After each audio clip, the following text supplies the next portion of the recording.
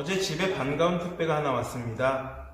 늘 어깨가 뻐근하고 잘 뭉쳐서 목 어깨 안마기를 하나 구입했습니다. 예전에는 기계가 과연 사람의 손을 대신할 수 있을까? 사람의 손으로 주물러주는 것만큼 시원할까? 의구심이 있었는데 어느 가전 매장에서 체험을 해보고 나니까 너무 시원한 거예요. 그래서 안마기를 구입했습니다. 작은 일례지만 세상은 시시각각 변화하고 있습니다. 새로운 것들이 계속해서 개발되면서 예전에는 우리가 상상하지 못했던 일들이 실현이 되고 대체되어 가고 있습니다. 핸드폰 같은 경우에도 이제 스마트폰이 아닌 사람이 없을 정도로 예전에 피처폰의 자리를 스마트폰이 대체하게 되었습니다. 이렇게 세상의 모든 것이 더 간단하고 더 빠르고 더 편리한 것들로 바뀌어 갑니다. 그러나 절대로 바뀌지 말아야 할 것이 있습니다. 그것은 바로 예배를 드리는 우리의 마음입니다. 구약시대의 예배는 어떤 예배입니까? 하나님 앞에서 죄를 회개하기 위해서 자기를 대신해서 양이나 염소 또 비둘기와 같은 동물들을 대신 잡아서 죽이고 그 피를 흘리고 또 그것을 태워서 하나님께 연기를 피워 올리는 그것이 바로 구약시대의 예배 제사였습니다. 그런데 이 제물로 사용할 동물들을 어디에서나 쉽게 구한다고 구해질 수 있는 것이 아닙니다. 그리고 제사를 드리기 위해서 또 이 동물을 어렵게 구해서 데리고 가는 것도 결코 쉬운 일이 아니었습니다. 당시에 자동차가 있었겠습니까? 기차가 있었겠습니까? 몇 날 며칠을 걸어서 가면서 나는 굶어도 이 제물은 굶길 수가 없는 겁니다. 이 제물이 죽게 되면 하나님께 제사를 드릴 수 없기 때문에 나보다도 이 제물을 더 소중히 여기면서 그 예루살렘까지 가는 그 길이 굉장히 어려운 일이었다라고 하는 것입니다. 그러니까 점점 사람들이 어떻게 됩니까?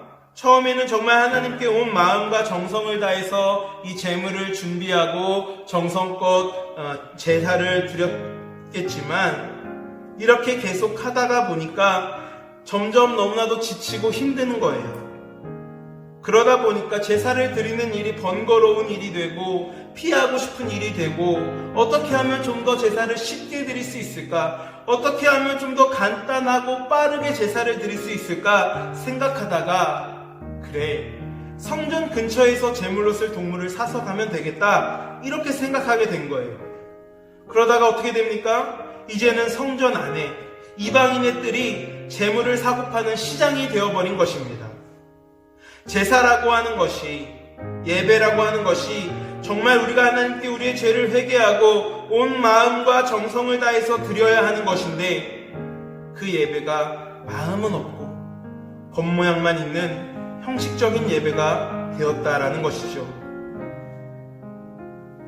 예수님께서 성전을 정화하신 것은 단순히 장사하는 자들, 돈 바꾸는 자들의 상을 얻고 성전을 깨끗하게 하신 것이 아닙니다.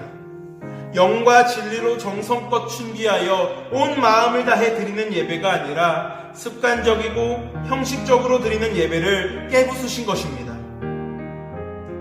다른 것들이 다 편리하게 발전해 나가고 변하는 것 참 좋습니다. 교회 역시 세상의 흐름과 발전에 발맞추어서 나아가야 합니다. 그러나 결코 변치 말아야 할 것이 있습니다. 그것은 바로 예배를 향한 우리의 마음과 태도입니다. 우리의 예배가 형식적이고 습관적으로, 그래서 그 본질을 잃어버리는 일이 없도록 늘 경계하고 깨어 기도해야 할 것입니다.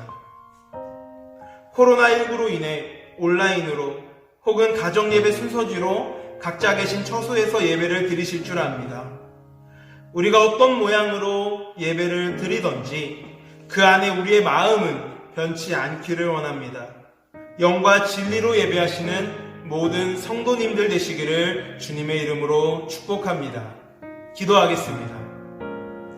사랑의 하나님, 오늘도 우리를 지켜주시고 보호해 주셔서 감사합니다.